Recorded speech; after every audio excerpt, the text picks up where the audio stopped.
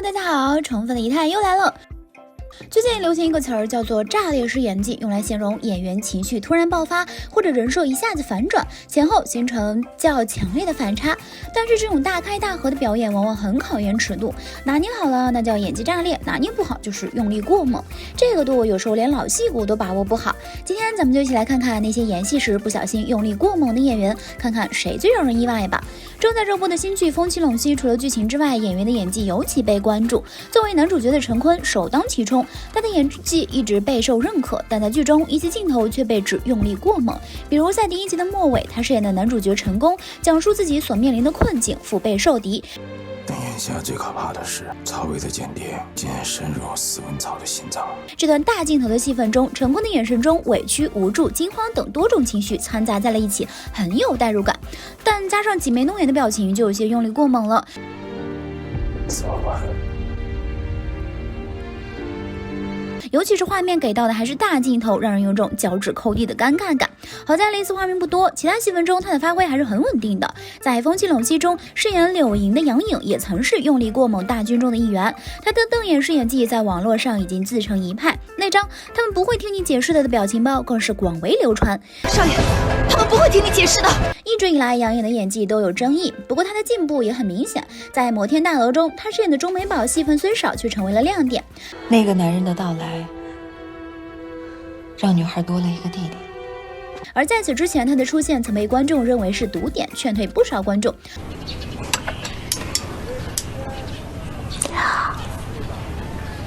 怪不得有人说杨颖最适合演那种特别美，然后一出场就死掉的角色。读过袁公子那首零落杨纸贵的咏悲怀四首，倾慕至极。凭放飞自我大火的刘敏涛应该不会想到有一天自己也会栽到五官乱飞上。演唱完红色高跟鞋后，刘敏涛的魔性翻白眼走红网络，引来各路达人纷纷效仿，但那股3分讥笑、3分凉薄、4分漫不经心的拽姐范儿却很难有超越。大家都喜欢刘敏涛在节目和生活中的放飞自我，但接受不了她将这种风格带入到作品当中。在《生活家》里，刘敏涛饰演的硬核妈妈邱晓霞，一个生活在底层的酒店保洁，靠着自己的双手让女儿在大城市立足，这是个很讨喜的大女主剧本，很适合刘敏涛。可是她却活生生把角色演成了最让人讨厌的样子。和女儿讨论租房的问题，皱眉、翻白眼、嘟嘴，满脸都写着不耐烦，像个叛逆期的少女。你也别说我了，你电动车还1200买的呢，你别给丢了。反而演女儿的文琪更像妈妈。现在好了，我们俩这点存款肯定等不到那时候了，怎么办呀？怎么办啊？被交警叔叔训话的时候，依然是斜眼看人，眉飞色舞，故意凹出无辜感。询问女儿见到了什么笑而不疑的东西，眨眼、眯眼、瞟眼、抿嘴，连脸上的皱纹都写着看我多会演戏。夸赞女儿找到好工作，拍桌子挥小拳拳，和文琪沉稳的演技对比，感觉刘敏涛更像个新人演员。到了与张嘉译合作的《对你的爱很美》中，这种风格依旧存在。孩子跟我说他这辈子不准备结婚，为了你。伪装者中那个优雅知性又霸气护弟的大姐已经不见了。我在管教自己的亲弟，碍着你汪大小姐什么事？野心外露的蓝盈莹在《北辙南辕》里饰演的是18线小演员暴雪，也被网友吐槽演技浮夸、活泼过了头，和姥姥撒娇、多嘴卖萌、强行装嫩，和小姐妹嬉戏打闹，全身上下都是戏，表情和动作都超夸张，连喝个汤都不忘把嘴巴撅得高高的。当不耐烦时，她的戏也很足，看得出来蓝盈莹是想表现出人物奔放的个性，但也得注意场合，保持分寸，否则就把人物演成傻子了。没有过多的肢体语言，没有狰狞的表情，她看起来就像个正常人啦，哪怕只是一个落寞的眼神，都能看出她对姐妹的心疼。演技发挥稳定的刘涛也有翻车的时候，今年在看端里面短短10分钟的戏份就被骂上了热搜。叶子，准备要剪。回望他之前的作品，从《芈月传》到《欢乐颂》，他用力过猛的痕迹依旧很清晰。在《芈月传》里，刘涛饰演逐渐黑化的芈姝，这是他演过的少有的反派角色。芈姝还在楚国当公主时那种端庄贤淑，刘涛刻画得很生动。然而在秦宫经历后宫的争斗后，他内心的恶魔被放了出来，嫉妒心、控制欲、不安全感让他逐渐癫狂。这样一个复杂的角色，刘涛却演得像个虚张声势的纸老虎。在逼得尹夫人拿出遗诏时，尹夫人淡定地坐在那里，没有过多的表情，仅靠眼神和台词就气场十足。别费心了，什么你都得不到。芈姝为了唬住尹夫人，瞪着眼睛，配合上夸张的手势，明显感觉到这是在表演愤怒。意识到被背叛后，悲愤懊恼的情绪是对的，但刘涛给的太多，以至于满目狰狞，连台词都快说不清了。在《欢乐颂》里，刘涛饰演的职场精英 Andy 同样给人太过用力的感觉。首先从形体上来看，他一直端着，看起来僵硬压抑。和亲生父亲见面后，得知自己身世的真相，多年的积怨爆发了出来。刘涛在诠释这种爆发力的时候，整个人跟疯了一样。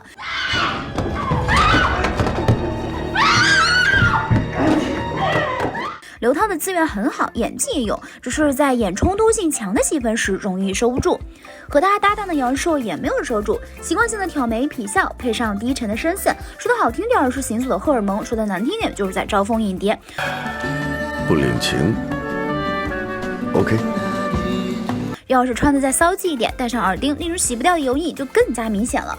表情夸张起来，还有种猥琐感。站在安迪的房间门口，要是放在年代剧里，就是土匪掳姑娘的节奏。泡个脚，摇摇手指，装出害怕的样子。包奕凡明明是个精致帅气的富二代，在杨烁的演绎下变得娘味十足。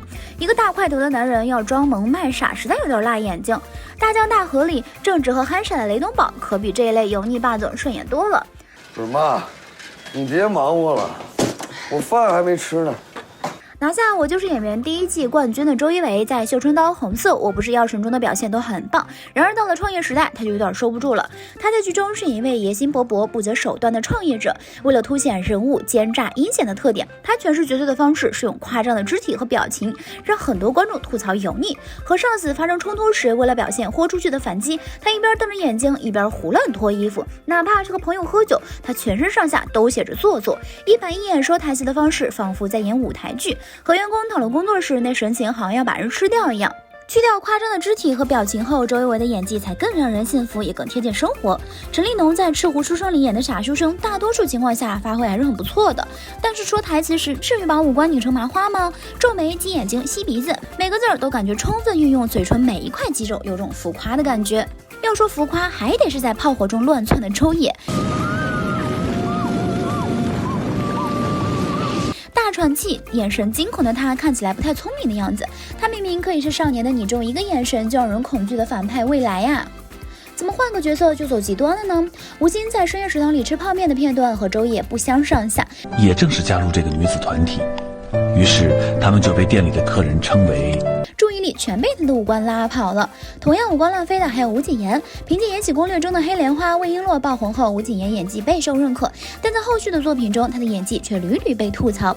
比如《幸福还会敲门》中的方言就是明显的例子。别激动啊，就接个电话啊，坐好了。到了另外一部剧里，吴谨言的哭戏也太猛了，这嘴的造型凹得也太奇特，鼻子也很像打喷嚏，生怕别人看出来这是哭戏。周冬雨演现代戏还算灵性，演古装戏就绷不住了。好你个白绝，你给我等着！我会让你知道神界到底谁做主。吴宣仪这档同样是嘴巴抢戏，仿佛每一个镜头都是为了炫耀她的牙齿。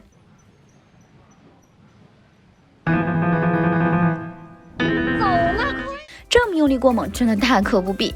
牙齿用力的还有马可，刻意皱眉，瞪着眼睛，五官扭曲，嘴巴还张得贼大，这不是在拍戏，明明就是在刻意做戏呀。哭戏的时候，马可的表情就更用力了，直接就是哭成了一个囧字，不仅仅是五官用力猛，肢体用力更是一绝。我不要去何静文，我不爱他，我爱的是韩星子。这五官扭曲、头疯狂晃动的表演真的太浮夸了。咆哮帝马景涛的表演也不能错过，他这样大气的长相，不说话的时候总给人一种不苟言笑的感觉，但只要一开口一演戏，马景涛就会进入一个癫狂忘我的状态。他的表情极为夸张，说台词输出全靠吼，嘴巴也是张到极大，像极了要一口吞下一个人下去。和马景涛对戏的演员也要接受他的洗礼，这一波怒吼下来，感觉观众隔着屏幕都能感觉到脑瓜子嗡嗡的。当年陈德容第一次跟马景涛演戏，也是差点没被吓死，连手都被马景涛攥得发紫了。马景涛不愧被网友们称为咆哮帝，咆哮起来真的要人命，感觉不光女演员要被他吓到，男演员也要做好心理建设才行，这猛的一嗓子吼起来真的夸张。张铁林老师的演技也是走的是夸张路线，他虽然没有马景涛那么癫狂，但也算是比较夸张，每次演皇帝一生气就有种吹胡子瞪眼的感觉。明明很正常的韦小宝在张医生的演技下也有点糟糕，完全成了一个泼猴。落跑甜心里女扮男装的郑亮欣也硬是把这个正常人的胆怯、害羞、犹豫演成了一个痴呆，要么张着嘴傻笑，要么张着嘴仿佛要流口水。